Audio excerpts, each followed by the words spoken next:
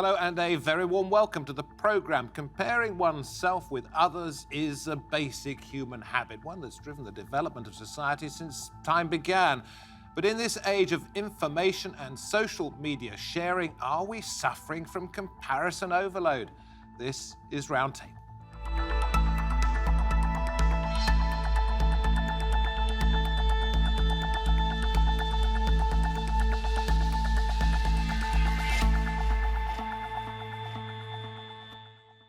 Good to have your company. I'm David Foster. There used to be a phrase for it, keeping up with the Joneses. What the neighbours had, we also wanted. Now, of course, it's not just over the garden fence, but through a constant stream of idealised images that we see things that could make us jealous or perhaps feel inferior.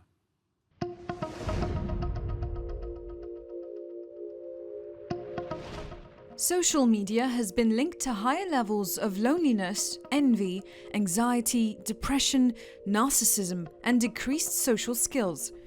But psychologists are warning about another danger of social media. That's comparison culture. According to social comparison theory, we determine our personal self-worth based on how we compare to others around us. Psychologists claim that people who regularly compare themselves to others often experience feelings of deep dissatisfaction, guilt or remorse, and engage in destructive behaviours like lying or disordered eating.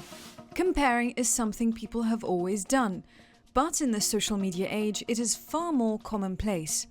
According to the Royal Society for Public Health, about 20% of young people admit that they wake up in the middle of the night to check social media.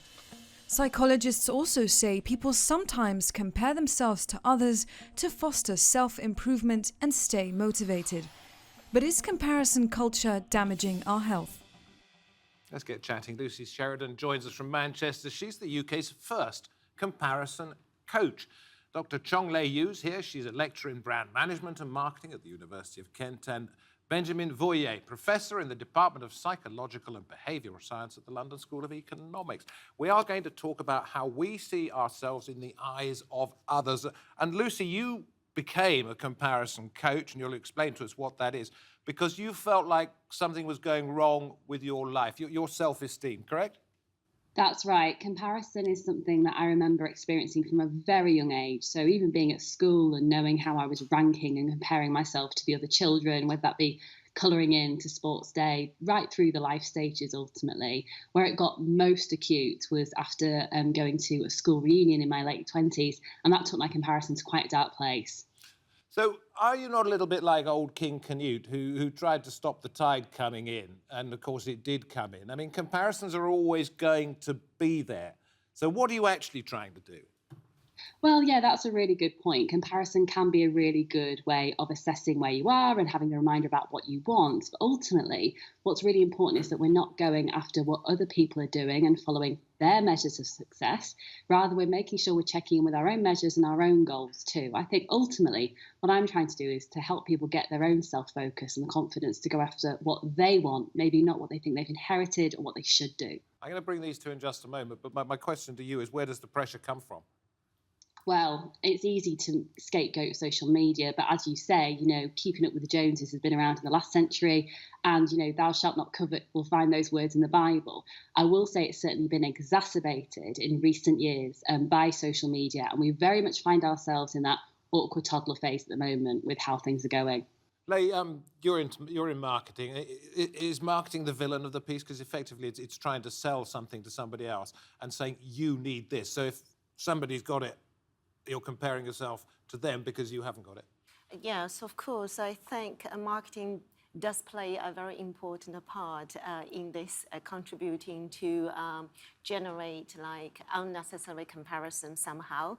But as I probably think comparison is there all the time, whether you want to admit it or not, it's there. So marketing can do something positive to encourage people to do a positive comparison and to do more self-reflection in order to improve, rather than like really compare themselves to the status that they cannot achieve and bring negative effect on themselves. But that is what marketing is, isn't it? I mean, it's not there to help people psychologically. It's not there to help them feel good about themselves. It's there to sell a product. No. I think when you are selling your product, there's ethical ideas that you need to embed in your selling as well. So such campaigns like always like a girl, hashtag like a girl, for example, Dove campaign Real Beauty, and the recent campaign like Show Us. All these information are actually telling people that your original, your natural beauty is there, and it's very good. You need to emphasize this rather than comparing to the ideal beauty. Okay, but that is the choice of somebody in a marketing department, isn't it, Ben? That this is how you should behave, this is how you should be, this is how you should look. And that is an invidious comparison because you're holding yourself up against others. I think it depends how it's done, David. I think, marketing doesn't have to be the evil one. It can educate consumers, it can have a positive impact, but often it's not necessarily done the right way. And the problem with marketing is when it starts selling unrealistic ideals, because, we have a sense of the self in relation to others. We tend to compare ourselves with others. And if you keep pushing the standards to something that is unrealistic, then the issue is that it can affect your self-esteem. Haven't we always compared ourselves with others? Absolutely true. Self-esteem is an evil mechanism. So are self-comparisons. We make self-comparisons all the time because they tell us who we are against each other's, and they help us to position ourselves in society and not to make any faux pas when we're in society. Lucy, what do you think is to blame at the moment? Is it the overload of social media, or is it just that there is more awareness of this sort of thing? And feel free at any time to say anything you want, but I'm coming to you, Lucy, now. Yeah, well, it might be those two things are forming a power couple, one could say, because ultimately, if you have a device in your hand, you have more and different and better ways to be comparing yourself than ever before. So it doesn't matter kind of whether you find yourself on your commute to work or maybe you're having a lazy Sunday. There's always an opportunity to compare now, certainly. Where keeping up with the Joneses in the last century differed is that we would rely on anecdotes and stories passed on and just our own observations from peering over the fence that you mentioned before to make the judgments. But now we're in a Las Vegas of comparison. It's available to us all the time for us to binge on. Yeah, one thing I wrote down here was role models, because we're always being told, certainly young people are, that this person should be a role model for you. But holding oneself up against a person whose qualities you admire is not necessarily a bad thing. Certainly not. I think seeing the facets of personalities that we admire and seeing the achievements that other people might be crossing off is certainly great for our inspiration.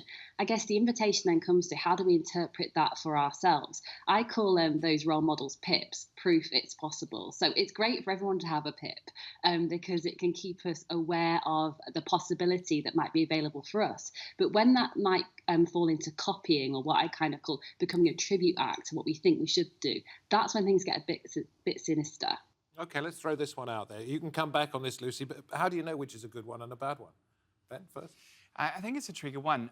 What I would add to this is to say that we are living at a stage where the technology is completely rewire how our brain thinks. So we are bombarded with information, and so it's more and more difficult to make a choice. So hence your question, how do we know whether it's a good one?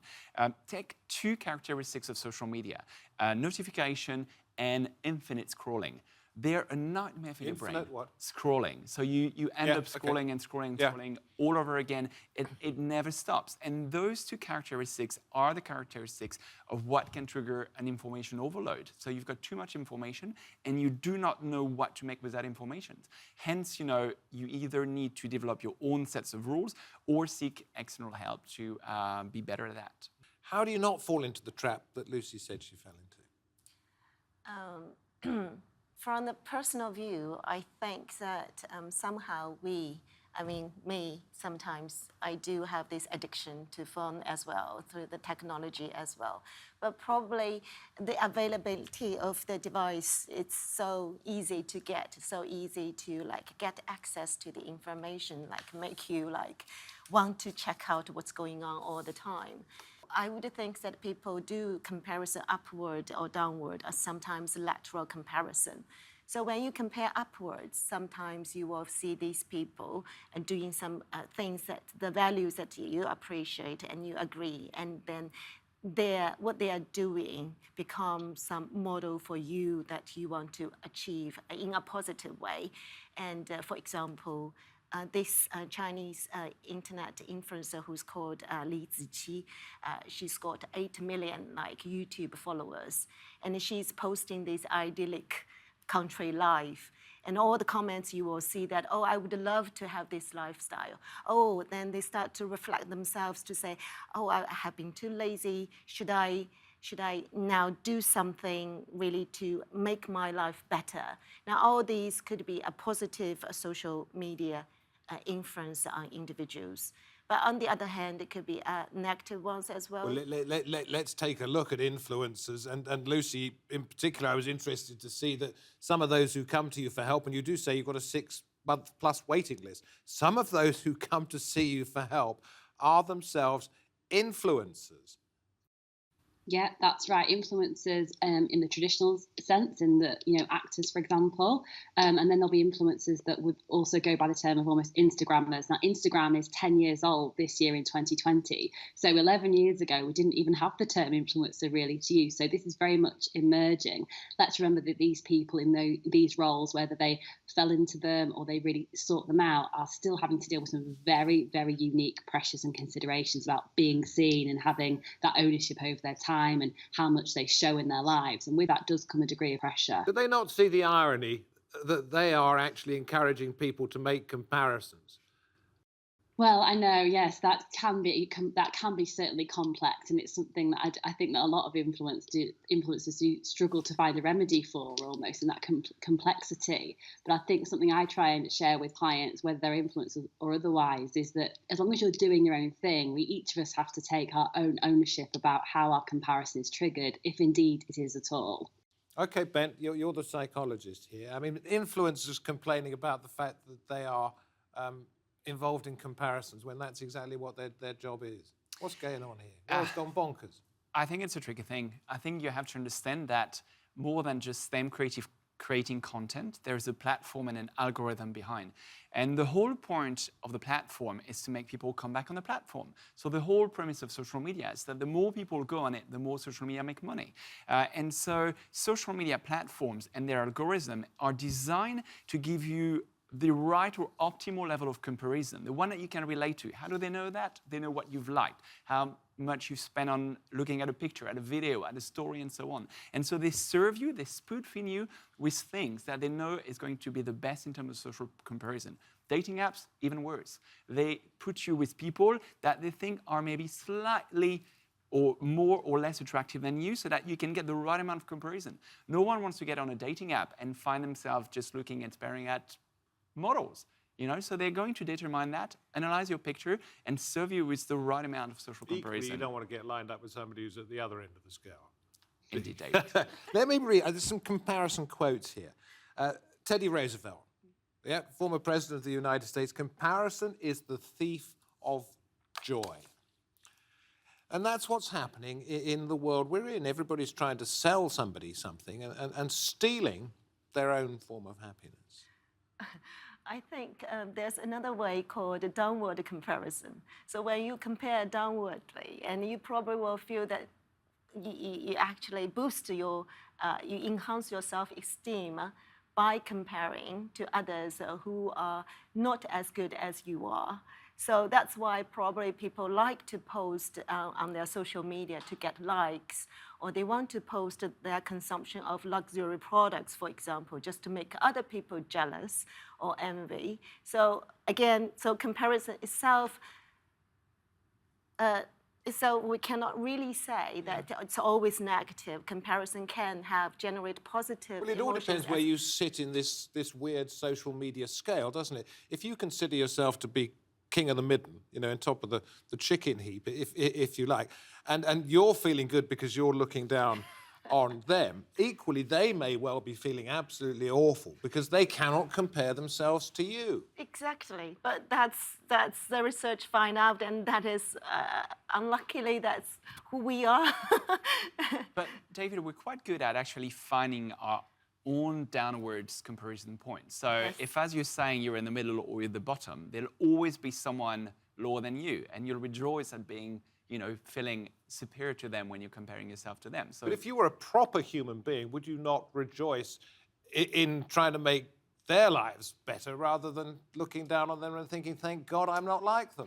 Well, sadly, research suggests that we actually have that need to get a higher sense of the self-esteem that we have by looking at people that are rather down rather than up. It's a difficult thing to, the Germans even have a word called Schadenfreude, rejoicing at the At the happening. misfortunes of others. Exactly. Okay, we need this boost. Lucy, you're fighting a losing battle.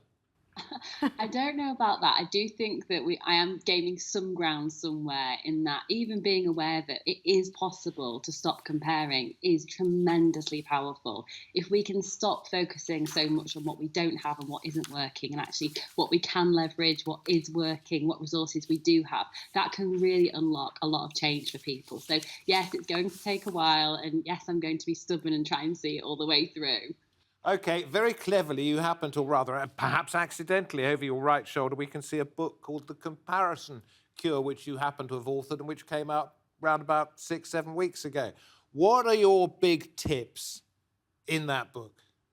The big, I suppose, ultimately, for the longer game, and that is getting and keeping free from comparison. It's about making sure that you are on top of and always supporting your self-focus, your self-confidence, and also your self-worth. But if I can share some tips with you, which will help at least mediate your comparison at the moment, is choosing a compass word, and that is choosing a word or phrase to describe how you want to feel in your life, whether that is free, consolidate, you name it.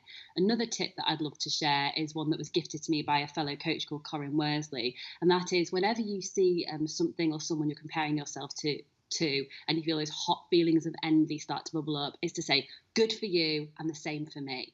Good for you and the same for me. And you'll find that will dissipate away that moment of comparison so that you at least won't ruin your lunchtime. Lucy, you describe yourself as the first and only comparison coach. Is there a reason why you're the only one?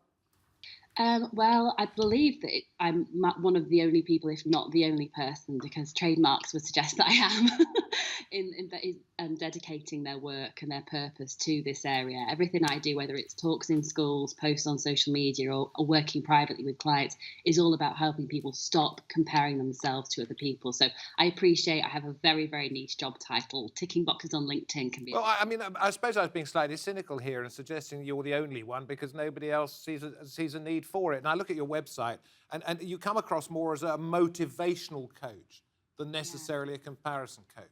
Yeah. Well, in terms of messaging, the website definitely does need an update. But in terms of where I've been gearing my work for some time now, everything has been able to link back to comparison. But that's, again, like I say, linked to self-focus, self-confidence and self-worth. There's quite a lot to unpick there. Okay, what do you make of those suggestions about how to stop yourself falling into this this web, isn't it? It's like being caught in a spider's web. I think Luce made the point as well. When we do the comparison, actually, we don't compare similarities. We compare our distinctiveness. So sometimes the most dangerous comparison is actually compare laterally, which means like you compare somebody who share kind of similarities with you.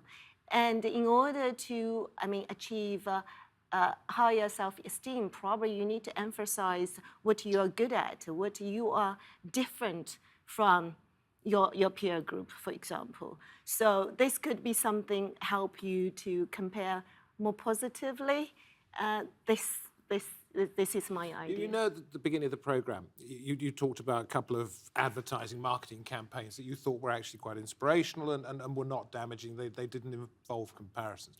Can you think, not specifically naming the subject, can you think of something that would be very bad in terms of comparisons from the field of marketing? What would you definitely not do? For example, let's say one product, the beauty cam, for example. So nowadays, the app of this beauty camera, and even camera nowadays, they have like, the camera themselves has a function to make yourself look better. So if you look at the latest You model mean inside a phone, a Yes, camera that makes yes. you, or instantly photoshops you? Yes, like when you take the... God, I wish I had one of those. Yeah, will make you like look nicer. And this is kind of... But that's wrong, is it? Yeah, of course. This is a distortion of what should be look good. What is a beauty? Do you have to like modify your appearance every time when you like talk to someone by your device? So I would think the development of these apps itself has a great impact, especially on like teenagers, young adults. They post these edited pictures and to post on their social media and then forget who they are. But there's nothing you can do about it. You can't roll back the tide, as Canute found. You cannot change it, can you? That is why, as a marketing lecturer, and always when I was delivering my lectures, I always urge or like telling my students that when you develop a campaign, do bear this in mind, that what is better. That you might hurt somebody. For, Bear in mind that your campaign has not to be wounding. It has to not hurt somebody. Is that what you're saying? not hurting somebody. Yes, yes. absolutely. Hey, what do you think about these? It's quite difficult, actually, when you look into this, to find people who give their tips on where comparisons can be really good. But I did find a writer called Kat Bougard, describes herself, or her editor does, as the muse. And she talks about 3 times when it's beneficial to compare yourself. I think we've been through some of them. When there's something to be learned, when you can use it as an inspiration, when you gain increased perspective. Now, Lucy, what do you make of those? Can you add any more? I think they're absolutely a solid start. Definitely, it's really important that we get increased perspective. We should be challenged in all the right ways by the people around us, whether we know them in real life or online. And certainly, interesting when it comes to social media. When it comes to comparison, sometimes the first instinct is to unfollow and block different sources that Kat's talking about there. But actually, we should be flooding our feeds with all sorts of stimulus so that we can access lots of different types of inspiration. So I think, yes, another one I'd add is when a comparison gets you so uncomfortable that you feel prompted to action. That's certainly what I experienced and what a number of my clients have as well. I just had an enough is enough moment for myself. And I think that's certainly a comparison. Now, I know this is really difficult, and again, it's as impossible as what I perhaps suggested to you, but there is a way to avoid this, isn't it? And that's not to believe a word you see in the papers about people who are trying to tell you something, not to go onto social media, not to click the likes, not to do this, and basically say, look, if it's hurting me, I shouldn't do it. Why don't people do that, Ben? Well, because it's addictive. We talked earlier about how all of those platforms are programmed to learn your preferences and serve you exactly what you want. But I think there are 2 tips I'd give people that want to do something about it. The first one is accept it's not reality. Accept that what you see on social media is not pure reality. And people might be posting about having the best holiday ever. You don't see any of the cat fight in the background. You don't see any of the food poisoning that they had. You just see the beautiful pictures. Accept, number 1, that it's not reality. The second is be in control. Put a time limit. Let you be the master rather than the app, the algorithm be your master. By using an all-phone, all-operating system to have that these days, a screen time function that says 10 minutes a day, 20 minutes a day, half an hour a day, that's it. You're gradually going to regain control and be less affected and feel that you're in control of this. There was a British newsreader a few years ago who advocated a good news channel. And it didn't really it didn't take off at all. Because it was thought people like to be involved in the sensational side of things, not necessarily this beautiful cat has sort of managed to walk across the road and not get squashed by a 10-ton lorry. And that's what we're trying to unpick here, is the social media companies are not going to start putting out or wanting to put out pictures of folks with food poisoning, et cetera, et cetera. They're always going to want to put out the glossy image. In this case, and nobody's going to want to say, I had a terrible holiday, when somebody that they admire had a fantastic one. What are you going to do about it? Well, first of all, if social media are, as they should be, if people start to hold them responsible for some of the outbreak of mental disorders, maybe they're going to change. Some people have started experimenting with their own settings, where they change the settings to not have customized settings, and they realize that the ad and the content becomes really boring because when it's not tailored to what you want, it becomes boring. So I think the social media platforms are playing a dangerous game. It's probably, some people call it the largest mass-scale manipulation experiment that's ever been attempted. And indeed, Lucy, can you change what they do with campaigns like yours? People getting very fed up with what's happening to them and going to say, look, enough's enough?